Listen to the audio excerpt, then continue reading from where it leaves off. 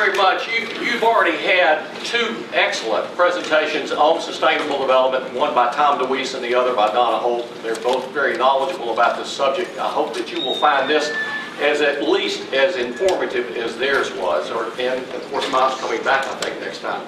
I've got a couple of slides that I just want to make a presentation dealing with the transformation that our society is currently in. And we are in the latter stages of that transformation.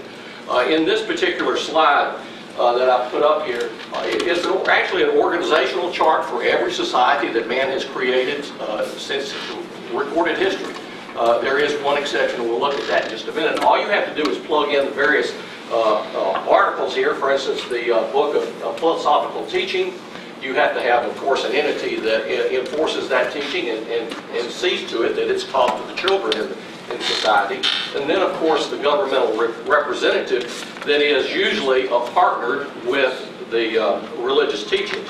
Now, in this particular case, I put in, of course, the Christian Bible. The Church of England is actually what this was originally set up for, and the King of England. But this could apply to any of the crown heads of Europe. In this particular case, the church drew its authority from the scriptures. Then a partnership existed, and actually this goes back to 1 Samuel, where Samuel was appointed by God to go in and anoint the king. Well, the crown heads of Europe actually brought this forward and said, we are appointed by God because the authorized church leader has come and anointed us. So therefore, we are the defender of the faith, as it used to be said. So now the church and the king actually made all of the departments and all of the courts that the person had to interact with. There was no situation where the citizenry got together and decided what organizations they would create and under what auspices they would operate. We could actually call this a public-private partnership. That's one of the terms that you will look for, and I hope you're taking notes. And at the end, write your questions down now, and we'll go over whatever questions that you have at the end. Governance, if you'll notice, governance is replacing the word government, and governance is actually the framework of rules, institution, and practice that set limits on the behavior. Limits on the behavior of individuals, organizations, and companies. So it is intended to be a self-regulating system. Not meant that you will regulate it according to your criteria, but the system will regulate your personal behavior. If you go all the way to the other end of the spectrum, now I'm trying to show how this would operate for any society that has been created by man. Stalin is, of course, one of the communist leaders that always said religion is the opiate of the masses. It's a hindrance to good government. We need to get rid of it. So he applied the atheistic creed. He, of course, had a political code enforcement officer to ensure that everyone agreed with his stance. Now, if you happen to see the History Channel's show on Stalin, he actually had a mandate that all of the icons be taken from every home. They were destroyed, and in its place, a picture of Stalin was put on the walls of the homes in Russia. He actually became their god. It was really a merger of church and state, if you will. Now, going back to this exception that we have, God's Word is given to the individual. In this particular system, we are responsible to Him. And of course, knowing that we will stand before His throne, at some point in the future, we're going to regulate what we do in this world. Because we're going to have to tell Him what we, or explain what we didn't do or should have done, one way or the other. In the other system, of course, you're responsible to the religious leader, whether it's a political code enforcement officer or just to Stalin in this particular case. The other one created liberty and freedom. It is a limited self-government. We are endowed by our Creator with unalienable rights. Now, if you disavow this, as many people do today, you are saying that the Creator has not given you those rights, and the only other entity that is there that can give you those rights is government. So if government wrote the rights, they can unwrite it, they can erase them, they can do whatever they want to. But in our first published document of the American people, it says that the Creator has given us unalienable rights. Now, I specifically hyphenated this because I want to make it plain that that word means that an entity made by man has no authority to place a lien or abrogate your rights. If you look at the first communist revolution, which was in France in the 1700s, and follow that all the way through to the United Nations documents, you will find that they use the phrase inalienable rights. If you look that up in the legal dictionary, it will say that those are rights that the possessor, you as an individual, can give away. Great deal of difference between these two concepts. This particular situation has occurred once in the history of man. I dare say if we lose it, we lose that providential gift that we've been bestowed with, we will not get it back. And my grandchildren, it's like that, if ever. This system produces justice, and justice, according to Frederick Bastiat, and I hope everybody has read Frederick Bastiat, said that justice has no existence of its own. It is a negative concept. This system allows that justice to exist. This one uses the precautionary principle. It is intended to be proactive. So if you're looking for proactive, use that phrase to look up proactive. It is the essence of going back to the King of England, because when you were accused of a crime before the king, you had to come to him and explain why you were innocent. In our system, when you're accused, you are innocent until proven guilty. Now, of course, we know the foibles of the prejudices that exist, but still the system does contend that you are innocent until proven guilty. On this system, the church and the family and the government are created. As long as they remain in their sphere of influence, that balance between liberty and freedom exists. In the other system, we have government. Faith-based initiative, which was created by the Bush, has been greatly expanded under Obama. We have the non-governmental corporations, and if you look up the World Business Council for Sustainable Development, over 200 of the world's largest corporations have already adopted this philosophy. So now we have government faith-based initiatives, and we have business coming together to create a system of self-regulating governance. Now, in my viewpoint, and this is my personal opinion, this particular document, which is Agenda 21, was signed by President Bush, the 41st President of the United States. It is generally called soft law and has 3 international treaties that are binding. And it is, in essence, the religion of sustainable development. This is the hallmark, the Bible for it, if you will. The socialist progressive of the 30s were very adamant, and we all know what happened in that situation. The people that are ethically behind this are just as adamant as the socialists were in the 1930s. And frequently you hear people talk about the United Nations as if the United Nations has forced us to do this. This is entirely voluntary. We went to, our representative, President Bush, went to Rio in 1992 and volunteered to do this.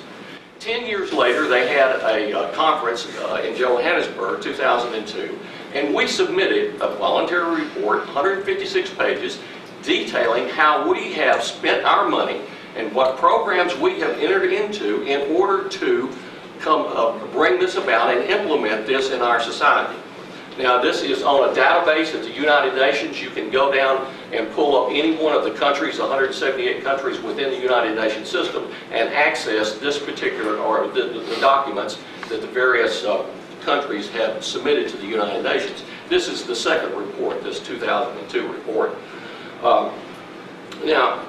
And let me say that most of the slides that you're going to see from here out are either photographs from proponents or the slides from PowerPoint presentations where the people are espousing the great wonders of sustainable development and how it should be implemented. They are not my slides. I've just gone out and obtained the copies of them and trying to explain them as best I can. Now, When I punch the button, you're going to see 9 slides that are going to be automated. In other words, one slide is going to follow the other.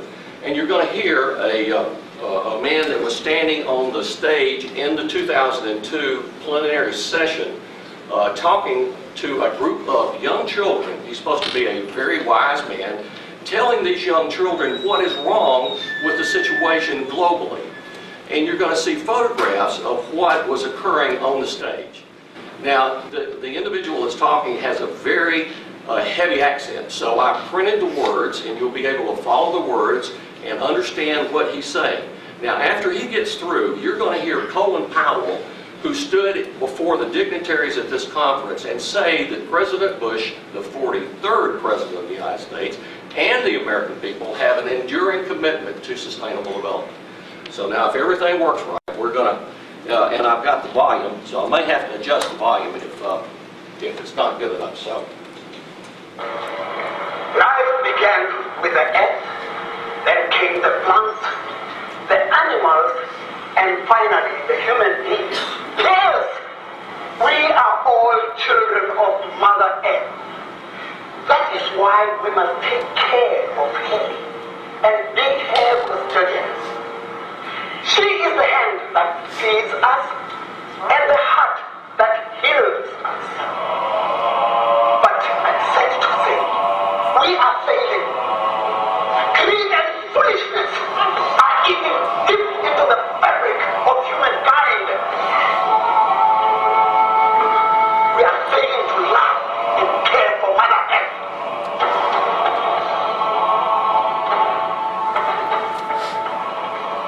This summit has cemented a new vision of sustainable development. The Johannesburg Plan of Action consolidates our work plans into one common agenda that includes our best thinking on sustainable development.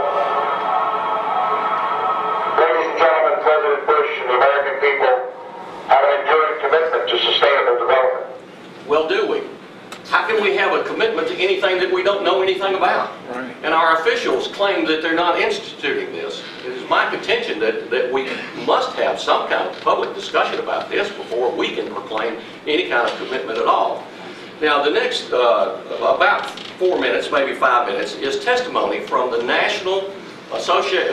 the representative of the National Association of County Commissioners. Now, of course, I think everybody here knows who Commissioner Rothschild is in Maryland, because this person, this Mrs. Googe, testified before the Sustainable Communities hearing last year in Washington. She was county commissioner that was unseated by Rothschild. Now you're going to hear her describe the National Association of County Commissioners' involvement in implementing Agenda 21 for the past 20 years. So in the middle of it, she's going to say local government determines growth, development, and livability. It's not up to the individual what is livability or what is aesthetically pleasing. It's all up to the stakeholders that are recognized at the local level. So now if we can get this one to work. It takes about 24 seconds. Now let me say that my Senator Shelby is a supposed conservative. He bears more responsibility than Dodd, because holding that conservative flag, he has spoken not one word about this issue. If you have a conservative that won't speak about it, then he is a bigger problem than the proponents, as Senator Dodd is. Amen. I agree.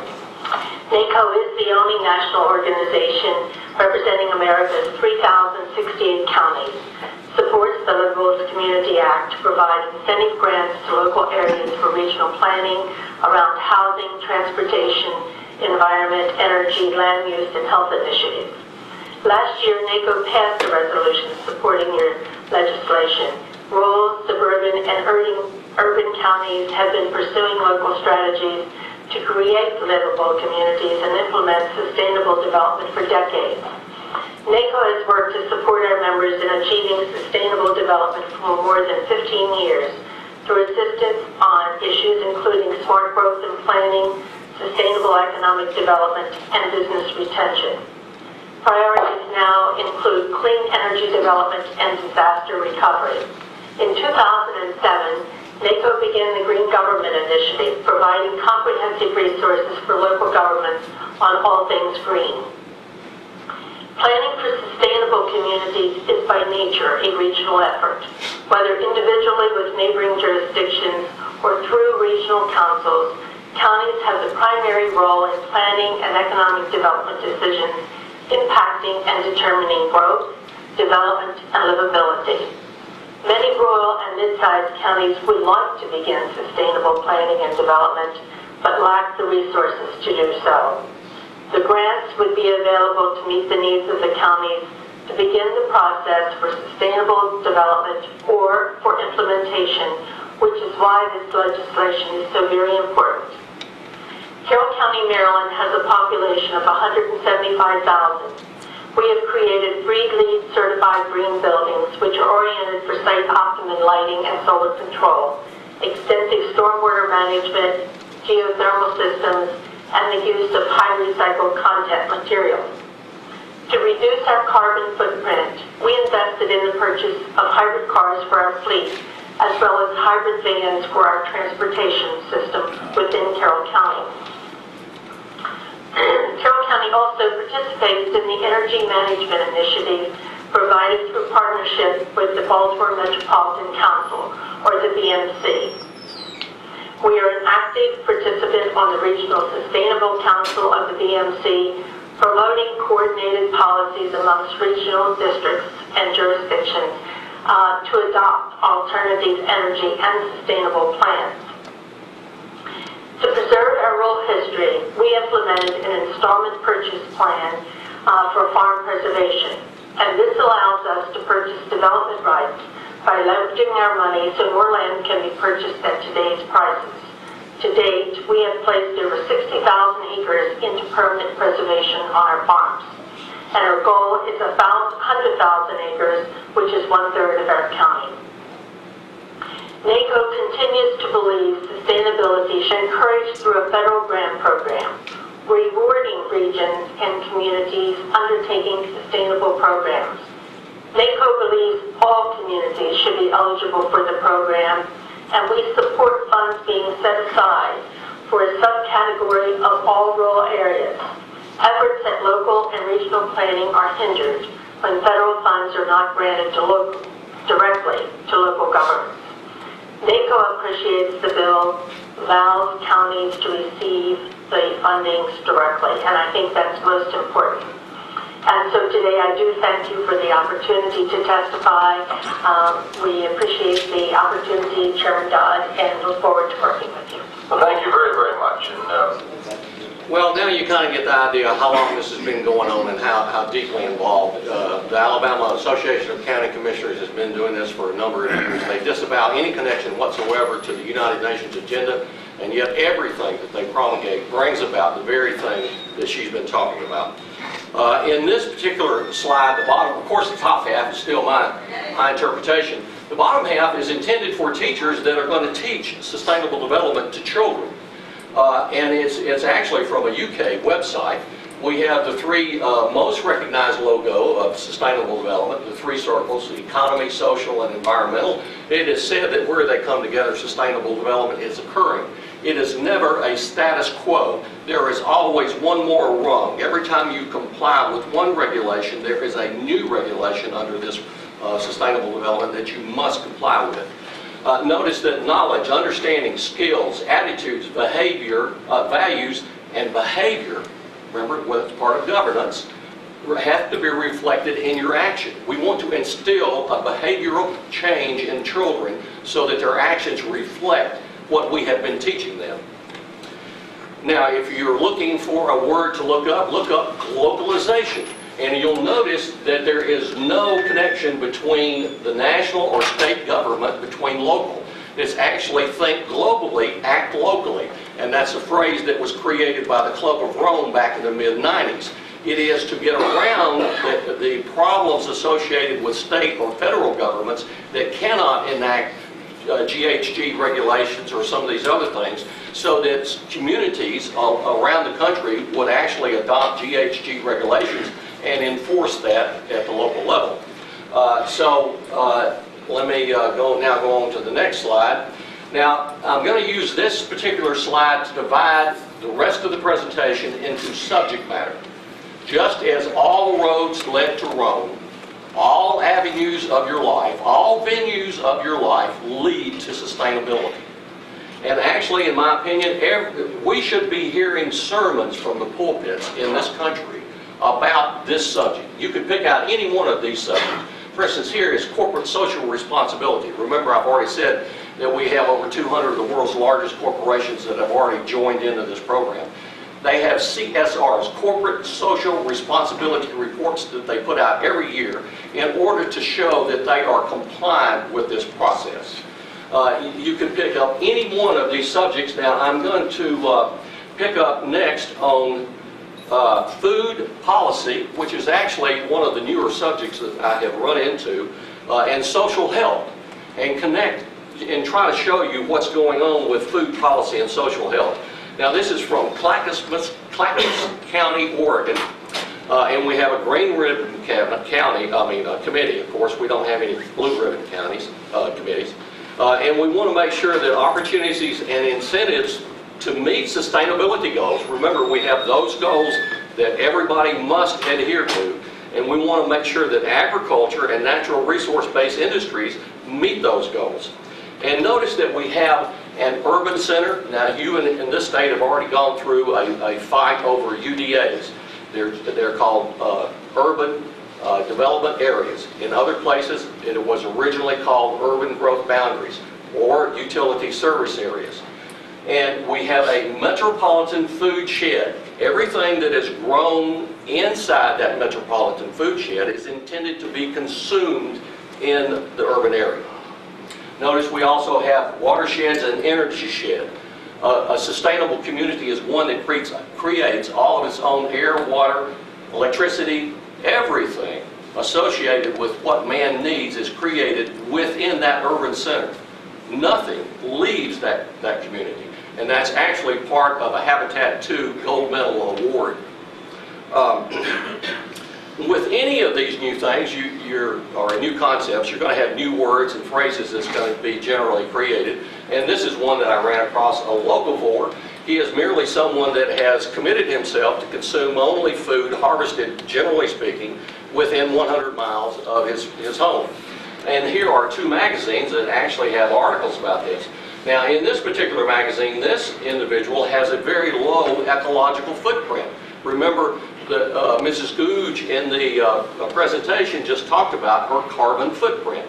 Well, this individual has not degraded Mother Earth at all because he's used a bicycle to go out into the farmland and harvest his crop for that particular meal. We have food miles that are being taught to children, and this is actually a poster intended for children. And with any one of these transportation modes, we have a degrading of Mother Earth. And notice that we should care. That's the most important thing about this, is that we want to instill a behavioral attitude that we feel sinful when we degrade Mother Earth. And by having a banana to eat that came from South America, we've done that to Mother Earth. Now, going along with all of this food policy are food councils. And a food council is set up in a locality. They will write a food charter. And this particular food charter has a term, and it says the food citizenship is defined as the practice of engaging in food-related behaviors. Now, if you recall where we saw that particular comment was right here where we're teaching children. We want to make sure we instill that behavior in children. Now, let's look at the rest of this. All right, our behavior must support rather than threaten the development of a democratic, socially, economically just, and environmentally sustainable food system. Social justice is involved in food policy. Now, the whole thing about this particular quote is that there is no fence sitting. If you're not totally agreeing with it and you have no opinion, then you're threatening. You're either doing one or the other. You're going to be committed, or you're falling into that other category. So fence sitting is not part of social health in this particular situation. Now, Food democracy or food citizenship recognizes that consumers can identify the interest of others. Who are those others? Food workers, other consumers, future generations. Intergenerational equity. Species equity is also part of this. So I want to make the point, as you see more slides, we're going to deal more with intergenerational equity and other species. That was the other thing about species equity. Now the interesting thing about this is that this was in a thesis that a student at Drexel University submitted to the Ivory Tower of Education, thinking that it was going to garner her a doctorate. So that's how far this philosophy has already gotten within the school systems. In Seattle, and this is a PowerPoint presentation that was intended for the nutrition experts in Seattle area, and this is the Food Policy Council of Seattle and King County, and they said that our goal is to make sure that social and environmental justice occurs from seed to table. Everything associated with putting the seed in the ground, harvesting that, and getting it to your table has got to be both social and environmentally just. Food Charter. Now, and this is one of your handouts, by the way, and I want everybody to get a copy of this. And I'm only going to go over one paragraph, and this is it. Now, this is food security. Now, before I read this, I thought if I had food security, my wife had a refrigerator full of food, and I was going to have eggs and bacon for breakfast in the morning. That was my food security. But that's not what food security means. It actually means a situation in which all community residents are able to obtain safe, culturally acceptable, nutritionally adequate diet through a sustainable food system. Now, we hear a lot from President Obama's wife talking about diet now. I guarantee you that part of what's being pushed here is what is going to be adequately nutrition in your diet, because we can see the calorie counts and everything else going up on the menu. It won't be long and we'll have the food police dealing with this particular issue. Now, this maximizes community self-reliance, social justice, and the ability of the agricultural community to support the system. So what is social justice? So I went out and looked up a definition of it. It is a progressive system of taxation, income redistribution, property redistribution, equality of opportunity, and equality of outcome. So with your food policy that's being created locally, you're going to ensure that they're going to go to your state capital and lobby for rules, regulations, and laws that will bring this about. Now, in Alabama, we already have had several food summits, and this is actually a weekly newspaper that is talking about a 2009 food summit that was actually held in Birmingham at the United Methodist Church on the east side of Birmingham. The organizations that are doing this in Birmingham and throughout Alabama are funded by the federal government. Their 990 forms are on the internet.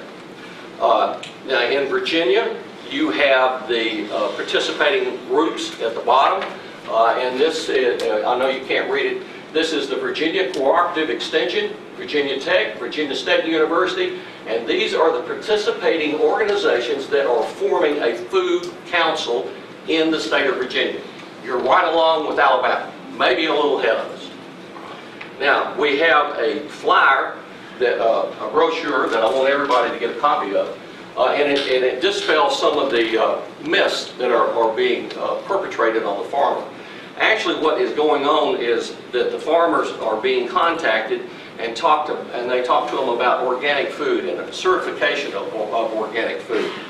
And what will happen is that they will go to Montgomery, in my case, your state capital also, and ask for organic certification of food. Sounds wonderful. We're going to protect the family farm. This is suicide, because BMPs are a continual step, best management practices, and it won't be long before that family farm will be squeezed out, because the only people that will have the resources to produce food organically will be the big ag and con ag and everybody else that's involved in this nationally or globally. Sir? the FDA owns the organic label. So when you use the organic name, you engage on an FDA controlled label. Exactly. So here is an article from the Alabama Co-op magazine. This was a recent magazine within the last month. It is coming to grips with sustainability. It says, and it talks about the ecological footprint of the farmer. I went out and got some graphics just to try to illustrate. And there's many of these graphics that deal with the ecological footprint. But notice this one. We have resource flows and pollution flows from the region. So I'm going to make a point in just a little bit about that. This article goes on and says that future versions of this particular survey they want to voluntarily, of course, determine what the farmer's footprint is, and it deals with soybeans, wheat, cotton, indicators dealing with water quality, biodiversity, ecosystem services, economic and social matters will be added at a later date. So it's just a progressive path to social justice and environmental justice for the farmer. Now I want to divide this presentation and now go for freedom of choice, social health again, and transportation.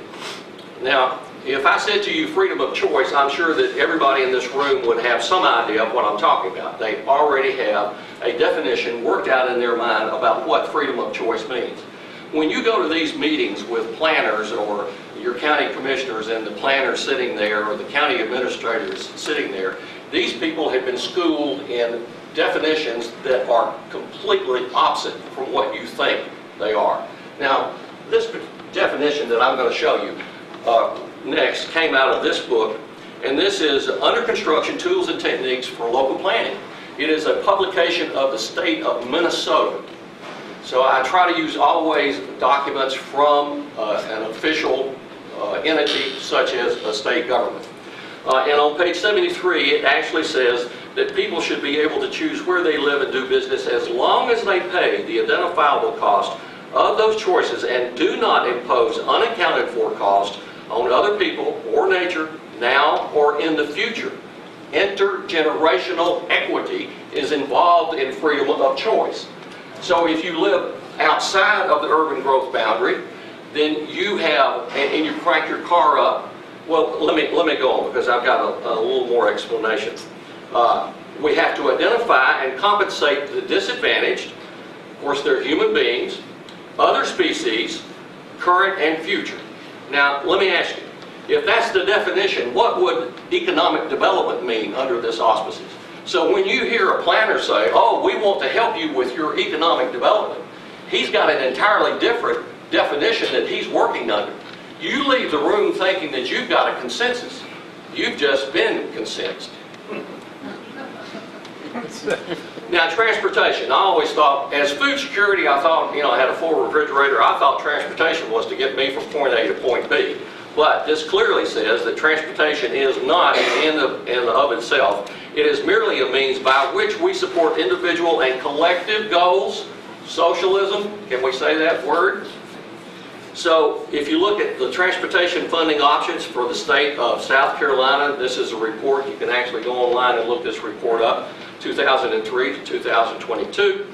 It says that equity issues include income distribution, urban, rural, and regional geographic differences, and what? Intergenerational equity or concerns. Now, here's chapter 40. This is the only quote I'm actually going to pull out of Agenda 21. And this is actually paragraph 40.4. It's actually three sentences long, and I've only got 2 sentences here. Now remember, this was 1992 that this was written. It says, commonly used indicators such as the gross national product and measurements of individual resource flows and pollution flows do not adequately provide indicators of sustainable development. So we're talking again about your ecological footprint, and right now we can't determine how much resource extraction is going on regionally or individually. Neither can we determine how much pollution you're creating. So, the next sentence says, indicators of sustainable development need to be developed to provide solid basis for decision-making at all levels and contribute to what? A self-regulating system, so that we don't have to look over your shoulder to determine what resources you're extracting or what pollution you're putting out. We already know because the system already calculates that and tells us. Now, this brings me down to VMTs. Anybody here of VMTs know what VMTs are? Vehicle miles traveled. This should be a hot item on everybody's book. This is actually Hannity's been talking about it, and it's been on several other shows recently, been in the news. Now, this is a coalition. This is an I-95 corridor coalition. It includes every state from Florida to Maine on the East Coast, and it includes organizations in Canada. There are actually a total of 35 authorities and other organizations involved in this particular coalition. Now, if you want to go online and look this particular document up, this is the actual name of that document. Now, let me explain how this would work. The computer, we are now at the point now where we have computers that know where your automobile has been driven. When you go to the pump and you begin to access the pump to get gasoline, information is transmitted from your computer to that pump about where you were and when you were there.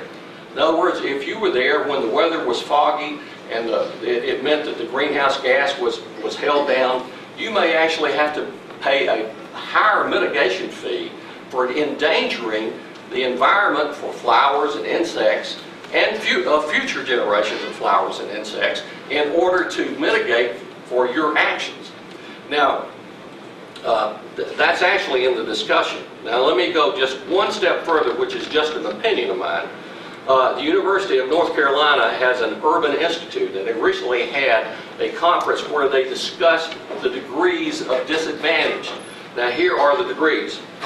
The elderly over 75, the physically disabled, carless households, low-income households, female household with children, limited English proficiency persons, Hispanics and Latino persons, and non-Hispanic minorities.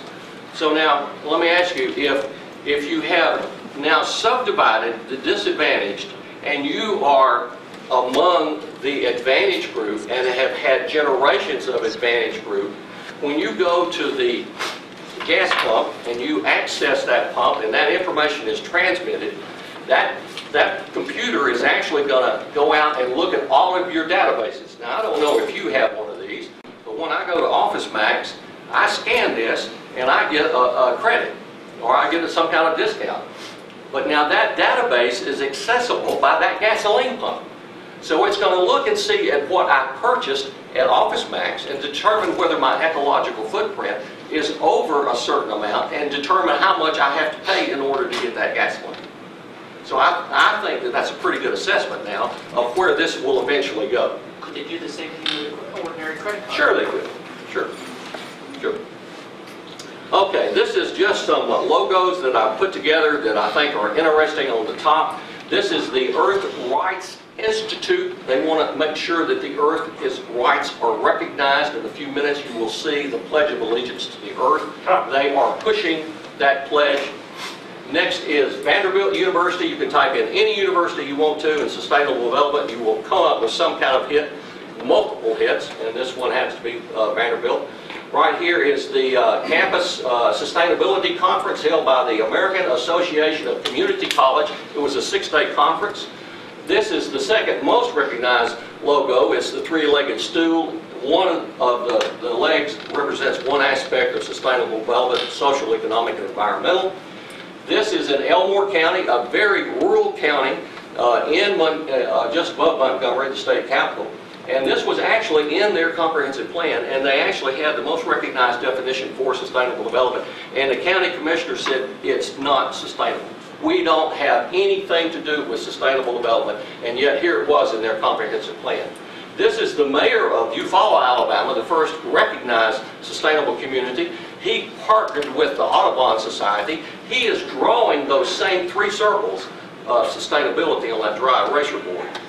Just above him, and the reason I have this is Lipscomb University. I had no idea that Lipscomb University existed. It is a college in just outside of Vanderbilt in Nashville.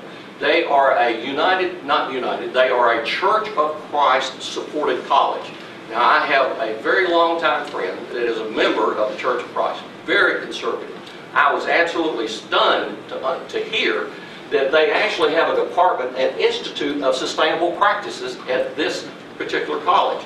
Now, the reason I have that is because this individual is involved in Hole in Wall, Tennessee, Lewis County, Tennessee, in helping them translate or transform themselves from a current free enterprise system to one of sustainability, and we'll look at that in just a very few minutes.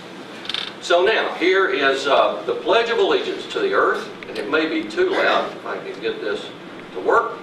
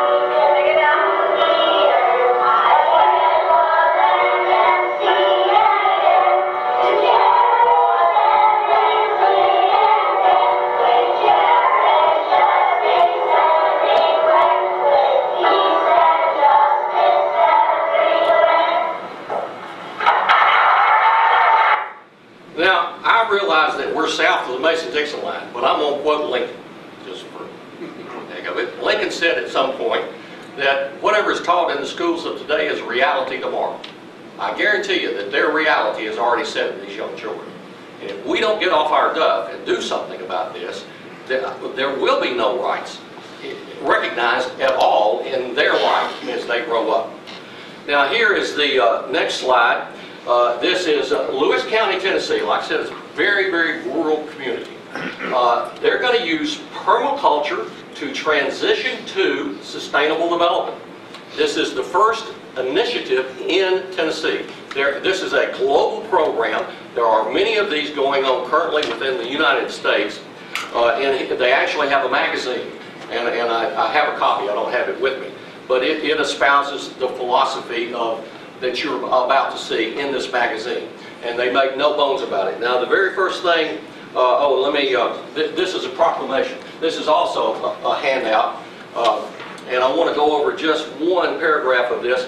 And the reason I have this is because the elected officials of the county of Lewis and the county seat of Hole in Wall signed this proclamation. Now, here's what these people said in Lewis County. It says, whereas the emphasis of local sustainability in every sector of society can only occur as individuals commit themselves to exemplifying those practices in their lives, personal lives, and inspiring others to do the same. So you can see that this is already at the local level and being pushed vehemently.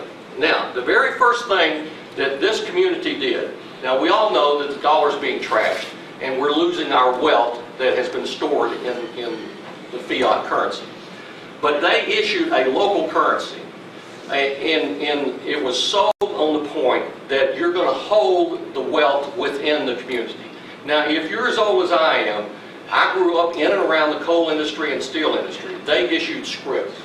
You couldn't go outside of the auspices of the company and spend that scrip. This is the very same thing. This is a system that enslaves them to a specific locality. Now, on the handout that I have about what you can do, you can actually look at Colorado, and we're trying to do the same thing in Alabama. Haven't been able to do it yet, is to get a gold and silver concurrency certified system established at the state level. So it's 18 pages, but it would establish that you as the individual could use gold and silver in the state, and it would be operated under state auspices. It would operate in tandem with the federal fiat currency. So it's just one of the things that that you need to help push forward rather than seeing this be given out as the alternative. Now, here is a very short video. You're going to hear the vice mayor, a very young man, stand and proclaim that he is so proud. We're going green. We've come to a consensus that we're going to establish sustainable development here in Hohenwald, Tennessee. Then you're going to hear a school teacher, and she's going to stand there and say, we're so proud of ourselves. We're just here to rah-rah you on. She's an old cheerleader. So now, and then we'll get into what she actually had or didn't say afterwards.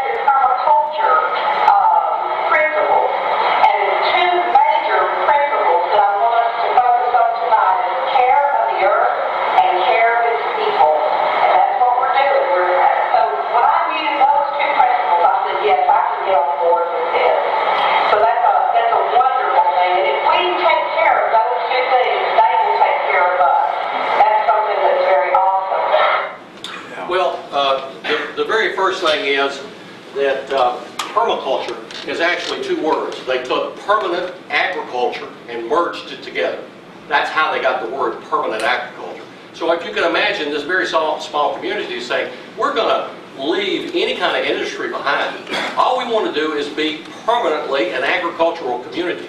Now, did you notice that she talked about two principles of permaculture? Well, it just so happens that there's lots more to it. Now, I went out to, and this is the Permaculture Research Institute, and this is right off of their website. These are direct quotes. And here are the first two things that she said. And did you notice she said the Earth's people? So that's an indication that Mother Earth has created us. So here's what she just said. She said, care of the earth, care of the Earth's people, accepting limits to population and consumption. That's one of the tenets of Agenda 21. Humanity belongs to the earth, our ecosystem, and Gaia. It's a religious reference. Oh, and by the way, I didn't go back. Let me just take a minute and go back, and because now I just realized what I did not go over. This right here on the bottom half of this, and it's so important to get an idea of this. This is the Ark of Hope. Now this was made to look exactly like the Ark of the Covenant. It was made out of one tree in Germany, shipped over to the New England, I think in Maine, and then it was hand carried to the meditation room at the United Nations. It has the Earth Charter in it. And here is what Gorbachev said about the Earth Charter. My hope is that the Charter will be a kind of Ten Commandments, a Sermon on the Mount that provides a guide for human behavior in the environment in the next century. Can we understand we're talking about a religion here? It's exactly what is going on with our government is being merged into a religion. So now let me go back and pick up where I was. I apologize for that little bubble. Let's see, we got Gaia. Now the problem is not humanity, the problem is our culture, our growth, and how we make a living. The old worldview, that taught that 2,000 years ago our ancestors created a worldview which taught that humanity is flawed, we are all sinners, and the earth is a proving ground to see whether we are worthy to go to a better place when we die. Well, what else did that old worldview teach? Well, it taught freedom and liberty under God's law. We have unalienable rights. That's what it taught. That's what it gave us, the most productive country in the world that the world's ever known. But here we have a completely different ideology that's being accepted. The new set of ethics right off of their website. All profit, losses, and fines are shared equally. Decisions are made by consensus. Private property leads to hoarding and is a disincentive. It should be eliminated. All non-household assets should also be communal property. These ethics translate into making a living in a way that does not harm Mother Earth. Now, let me go on to another subject. Pick up on social health. Another indicator of what social health is and sustainable development. Back in 2003, this is Director Bosworth. He was director of the USDA in 2003. And this is a verbatim translation or a transcript of that he gave in that year. And he's talking about the USDA is required under the federal government to issue sustainable indicators or use sustainable indicators and determine whether or not the USDA is moving towards the objective of sustainable development. And if they are not moving fast enough, then they have to rewrite the regulations in order to move towards that objective. Now he's talking about, in other words, sustainability depends on how its social, economic, and ecological components interrelate. That is so important that it has earned its own name, the triple bottom line. Now, if you go out and look at some of these coalitions of county governments in Virginia and South Carolina, you will see the triple bottom line is right there on the logo. This is pervasive. This is a new economy that we're talking about. Now, in this particular case, is talking about the triple bottom line. There's the basis for the triple bottom line. Now, we don't have three circles, but we have a triangle: economy, society, and environment. And what rises up out of that? Happiness. Yes, it does. It says to be sustainable, a society must satisfy the requirements. This is not optional, the requirements of the triple bottom line. However, that's not sufficient. The feelings of people in society are also important.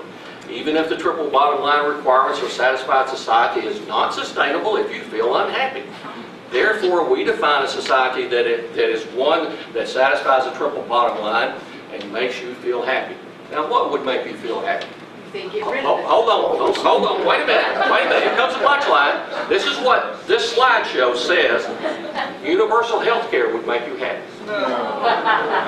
That's what they're talking about. And it goes on, and it actually picks up on all of these things and goes through and explains. But this one is that universal health care is what would make you happy.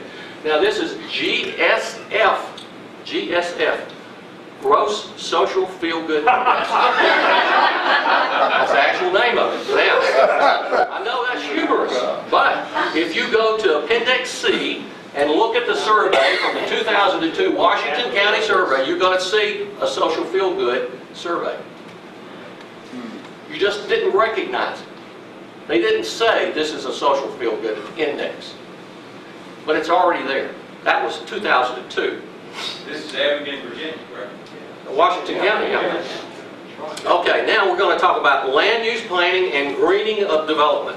And Comprehensive planning is usually wrapped up real heavy in land use planning. And the biodiversity treaty. Now, is anybody familiar with the biodiversity treaty? And of course, climate change, those are two treaties out of the Agenda 21. Now, you've already seen Michael Kaufman's map. I think Donna Holt showed that to you, and I won't take time to go over that.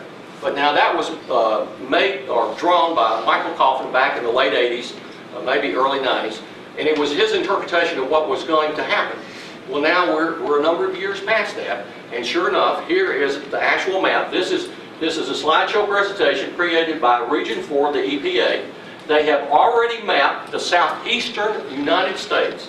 The intent is to set aside 50% of the continental United States for animals, 10% buffer zone, 40% of the remaining landmass will be for human habitation. This is the mapping that the federal government has already done in the southeast. Now, I did read that they have already mapped the rest of the continental United States, and they were supposed to publish those maps in the fall of last year, but I have not found them as of yet. They may be procrastinating, I have no idea. Now, here are the federal partners that are involved in this. This is off of the University of Florida's website. The Department of Transportation in Florida has also complied in helping map these maps, now, or establish these maps. Now, here is a very brief explanation. We have an ecological hub here, one here. It is intended that this is 5,000 acres or larger, and they are dark green. And for some reason this doesn't show up green, but we have a green interconnecting corridor that goes bypassing human intrusion areas, and we want to make sure that the animals, seed, can move, any kind of thing that is outside of the human realm, can move from one ecological hub, never come in contact with man, never see man at all, and move through this interconnecting corridor to the other one so that they don't degrade their gene pool for 1,000 years. Now, that's the logic behind this. Now, in looking and trying to prepare for this particular trip, I actually ran across some other, I thought were rather pertinent slides. Now, if you go to the Virginia Outdoor Plan of 2007, Chapter 4, page 47, you will see that graphics right there that shows hub link to link. Now I'm going to show you what this particular, and by the way, you'll read a definition of that I'm explaining to you right now. It may not be in exactly the same terms, but there is a definition there. Now, first the hubs anchor the system. Next, the links connect those hubs together.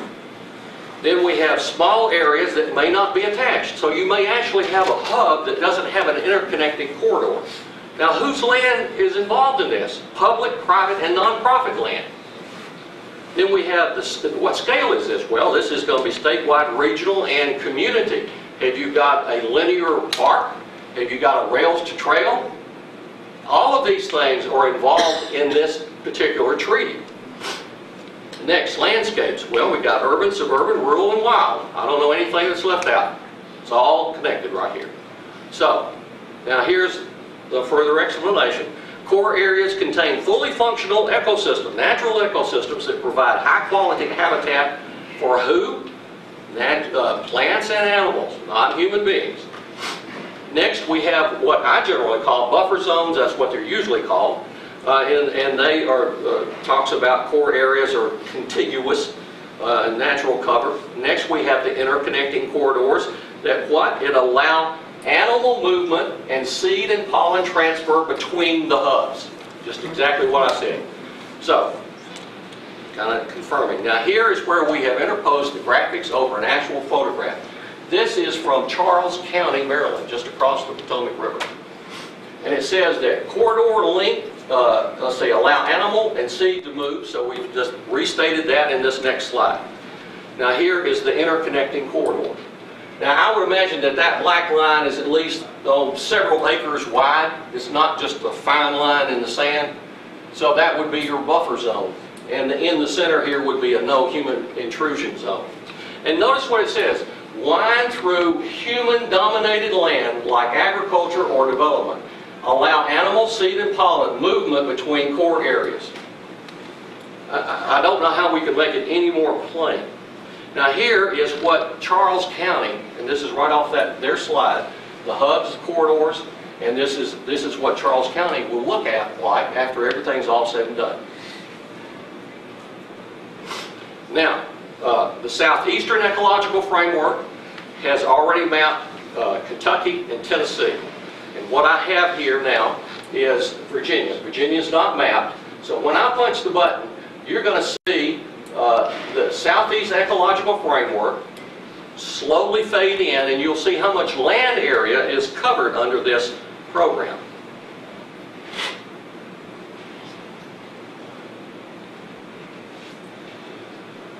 So now those core areas did not stop at Virginia. They're going to spill over into Virginia. So when you see open space, they're talking about taking that land for that reason. Now here's another map, and I'll just punch the button. This is of Virginia. This actually, let's see, as of 2006, the Virginia Outdoor Foundation had more than 2,000 conservation easements. If you know of anyone that has a conservation easement, you may want to warn them. If you know anybody that's contemplating a conservation easement, talk to them, explain to them that they are walking into a trap. And this is the land that is in Virginia that's already been set aside under this program. And this was Chapter 9, page 249 out of Chapter 9 of the Virginia Outdoor Plan. You need to sit down and read that and understand what's going on in Virginia. Now, let me get on and talk about energy. This is very brief. I received this in the mail. I know that most everybody probably already knows about smart meters. I have one on my house. I think everybody in Alabama already has. This is a survey that I received in the mail. You can go out to the Alabama Power's website. They want to know how many square feet are in my house, how many air conditioners I have, how many screw-in fluorescent light bulbs I have, how many people live in my house, all kind of different questions. Well, I sent an email or a letter to the individual who was over this, and I said, Mrs. Smith, I said, regarding Alabama's customer energy survey, will the information that I provide by taking the survey help determine my household's ecological footprint? And how will the information that is collectively gathered be factored into greenhouse credits and that enable Alabama Power to produce electricity sustainably? I believe that sustainable development is truly an untold story. I hope that Alabama Power can do their part and bring this important issue to the front of public discussion. She writes back and says, first, regarding your household's ecological footprint, your usage for the last 12 months was 11,548 kilowatts. We, the Alabama Power, had to produce 6.93 metric tons of CO2 in order to provide you with that electricity. So Alabama Power is already geared up. I'm sure Virginia Power is the same way. They are already doing this. We have the Public Service Commission in Alabama. We should, in Alabama, make them apprised of what's going on. Perhaps the Public Service Commission can do the same thing. I don't know if you have that here in Alabama, in Virginia or not. Regarding the larger picture, she says they have several initiatives, and she actually gave me the links that I could go look at. Now, this is from the London Times. This is a April 2010 article. The front page article actually talks about the grid system, the smart meter in England. It says the system will be able to turn on your washing machine remotely, to switch off your tumble dryer and manage how and when you use electricity. So that's where we're going with all this. So now, how bad will this become? Now, this is a draft, by the way, of a comprehensive plan for Cullman, Alabama, a very small town in northern Alabama. And this has been rewritten at least 2 or 3 times by different planners. Planners go get a job somewhere else, a new planner comes in, got to show what he's going to do, he'll rewrite the plan. So it's been written at least twice that I know of, and I've read both plans. And this information that you're about to see is in each one of those planners. So we've got 3 different planners, or 2 different planners, that have the same concept about how to implement the tenets of sustainable development through local auspices. And it says there are 3 critical powers that enable implementation of sustainable development in Cullman, Alabama: police power, taxation, budgeting, and eminent domain. Now, the use of police power includes actions that address aesthetics, Now my comment, Paul, I'm going to punch the button and my comment's going to pop up. Is the outside of your home or business aesthetically pleasing to the stakeholder community? In Guntersville, there is a beauty shop operator who had a shop right on Main Street, and her mother had breast cancer. She painted the bottom of the storefront pink. It did not match the decor of the community, and she was fined. Because there was such an outrage, it threw egg in the face of all the elected officials. They backed off. But believe me, aesthetically pleasing is part of this. It is part of NEPA, as you will see in a very few minutes, the National Environmental Policy Act. Next, profitable use. Is your profit considered unjust enrichment? We have to make sure that you haven't acquired a profit off of land, because that would be unjust enrichment. Due process. Well, what happened to your unalienable rights affirmed in the Constitution? Well, if they can do away with your due process, next we can do away with freedom of speech. And that's what this comprehensive plan says. Then we have individual cost versus public benefit. Who defines what public benefit is? Well, that's going to be, of course, the local stakeholder committee, the authorized stakeholder committee. So, now we're getting close to the end. We haven't even talked about the National Environmental Policy Act, and I know that most people talk about Sustainable Development Agenda 21, like to concentrate on those particular benchmarks. But we have many more things, legislative acts that have been long-standing. For instance, this particular act was passed by Congress, a liberal Congress, in 1969. And then they waited for Richard Nixon to come into office, and he signed it into law. So we have a bipartisan effort to put this in place. Now, from this particular act, we have many things, such as the Clean Water Act, Endangered Species Act, which, by the way, the Endangered Species Act is part of species equity, because it elevates those of animals above that of a man. It is a religious law.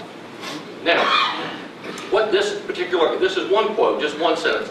We, the federal government, have an official policy to ensure that Americans have safe, healthful, productive, and aesthetically, culturally pleasing surroundings. That's the policy of the federal government, according to criteria under sustainable development. Well, now I thought that, you know, if we began with the king and the church and the Bible. So now here, after having read everything that I've read, I'm going to fill the blanks in this particular case. And I think the National Environmental Policy Act ought to go right there. Agenda 21 is a benchmark. I think it ought to go right underneath of the Policy Act. Of course, we haven't talked about the Council on Environmental Quality. They have been called the Council of God because they determine the criteria that the federal agencies use to determine which species gets rights accorded above that of man. So I thought that the council ought to go where the church leaders should go. Then, of course, we've got the president. He obviously would be the king. And then we have the Environmental Protection Agency. Well, this is an actual badge, and it says Office of Criminal Enforcement. So you can actually commit a criminal act against the environment. I thought that ought to go right there. In Birmingham, we already have the Environmental Police Force. I thought that ought to go right there. Well, if you've got the environmental police, can the political code enforcement officer be very far behind? I thought that ought to go right there. And then, not last but not least, the United States Congress, they have acquiesced in everything. They have kept their mouth shut. They are just subservient under the leadership that is going on. So, now I'm going to close with this. This is a quote from our Constitution, the Alabama Constitution. And it says that the sole object and only legitimate end of government is to protect the collective. No, it doesn't say the collective. It says the citizen, the individual, in the enjoyment of life, liberty, and property. And then when government assumes other functions, it is usurpation and oppression. Now let me say that the average individual, probably in the 1900s, certainly in the 1700s, would have recognized life, liberty, and property as being a phrase coined by John Locke. Everybody in the society should know who John Locke was. Now, what happened to the phrase is that that Jefferson came in and said life, liberty, and property is a redundant phrase because property and life is that very first aspect of property. Without life, there can be no other property. So he removed property and put pursuit of happiness. Now let me just pose a question or a thought to you. That if government will not look after the most pertinent aspect, the most prominent aspect, life itself, of the most innocent among us, do you think that they're going to observe your property rights? No. Well, that's essentially where we are. So now if you have any questions,